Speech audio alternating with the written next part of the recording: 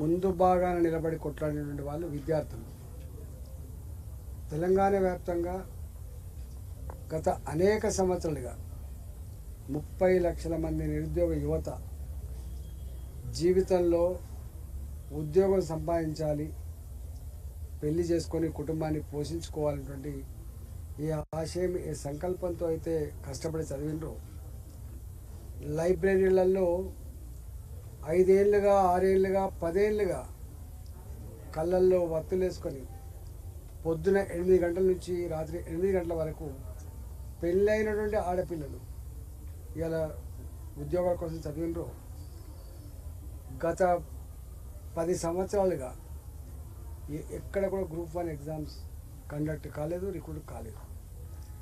తెలంగాణ ఉద్యమంలో ఏ ఉద్యోగం అయితే ఎగ్జామ్స్ రాసిండ్రో ఆ పేపర్లు చించేసిండ్రో గా భర్తీ తప్ప కొత్త ఉద్యోగాల భర్తీ జరగలే. 10 ఏళ్ల కాలంలో కేసీఆర్ గారి మాటలు నమ్మినటువంటి యువత మోసపోయినామని చెప్పి గమనించి ఈ ప్రభుత్వాన్ని గద్దె దించాలి, గద్దె దిస్తేనే మాకు విముక్తి అని చెప్పి భావించి మొత్తం యువత పట్టుబట్టి ఏ కాంగ్రెస్ పార్టీ అయితే ఆనాడు ప్రజాక్షేత్రంలో మాటలు చెప్పిందో, మేనిఫెస్టో ఆవిష్కరించిందో దాన్ని నమ్మి ఓట్లేసింది. ఉద్యోగ క్యాలెండర్ విడుదల చేస్తానని, ఇవాళ పేపర్ లీకేజీలతో జరిగే ఎగ్జామ్స్లో మీరు పాల్గొనొద్దని, ఇప్పుడున్నటువంటి ఖాళీల జాగాలో డబుల్గా మేము నియామకం చేస్తామని, దాదాపుగా ఈ రాష్ట్రంలో 2 లక్షల ఉద్యోగాల భర్తీ చేస్తానని చెప్పి మేనిఫెస్టోలో పెట్టినటువంటి కాంగ్రెస్ పార్టీ 6 నెలలు గడిచిపోయినప్పటికీ కూడా ఉద్యోగ క్యాలెండర్ నియామకం చేయకుండా, ఇవాళ వాళ్ళ రోడ్ మ్యాప్ ఏందో ప్రకటించకుండా మళ్ళీ గదే 563 ఉద్యోగాలు, గదే 11,000 డిఎస్సి ఉద్యోగాలు తప్ప అంతకంటే చేతులు తెచ్చింది. వాళ్ళు 4 కోరుతున్నారు. ఒకటి, మీరు మేనిఫెస్టోలో రాసినట్టుగా ప్రజాక్షేత్రంలో హామీ ఇచ్చినట్టుగా 2 లక్షల ఉద్యోగాల భర్తీ చేస్తారా లేదా ఒకటి. రెండవది, కనీసం డబుల్ అయినా ఒక 20,000 డిఎస్సి పోస్టులు, అదేవిధంగా గ్రూప్ 2 గ్రూప్ 3లో ఇవాళ మీరు డబుల్ అయినా కనీసం పోస్టు పెంచుతారా అని చెప్పి వాళ్ళు అడిగితే దానికి సమాధానం లేదు ఒకటి.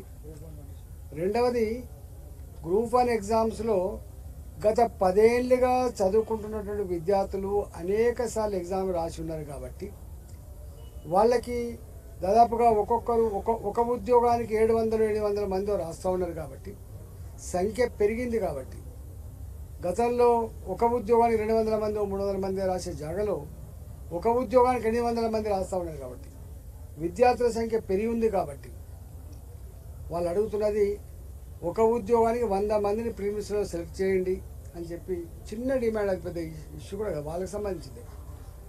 ఏం కోరుకుంటున్నారు? 10 సంవత్సరాల కాలంలో చదువుకున్న దానికి కనీసం ప్రిలిమ్స్ పాస్ అయితే మళ్ళీ పట్టుదలతో చదువుకొని ఉద్యోగం కొట్టాలని చెప్పి కాంపిటీషన్లో పాల్గొనాలని చెప్పి వాళ్ళు భావిస్తూ ఉంటే దాన్ని కూడా అంగీకరించట్లేదు. దానికి ఏం ఫైనాన్షియల్ బర్డెన్ లేదు, దానికి ఇంకా వేరే రకమైన ఏమి లేదు, ఇంకెవడో యాక్సెప్ట్ చేయాల్సి లేదు, అది రూల్స్కు విరుద్ధమైనది కూడా కాదు. నెంబర్ 1 డిమాండ్ అది. నెంబర్ 2 డిమాండ్ ఏంటంటే ఎగ్జామ్స్ రాసేటప్పుడు మునుపటి లెక్క ఈ కోర్సు గివిల్లే ఎగ్జామ్ రానటువంటి సిస్టమ్ లేదు. ఇలా అన్ని ఉద్యోగాలకు అందరు రాస్తున్నారు. ఎవరిని కదిలించినా కూడా అన్ని ఉద్యోగాలకు ఎలిజిబిలిటీస్ ఉన్నాయి. డబుల్ పీజీలు, పిహెచ్డీలు, ఎంఫీలు చేసిన వాళ్ళు, ఎంటెక్ చేసిన వాళ్ళు, ఎంసీఏలు, ఎంబీఏలు చేసిన వాళ్ళు. కాబట్టి టీచర్ నౌకర్ నుంచి మొదలుపెట్టి గ్రూప్ 4 వరకు కూడా అందరు రాస్తున్నారు. నేను గ్రూప్ 1 చేయాలి, నేను గ్రూప్ 2 కొట్టాలంటే సంకల్పం లేదు.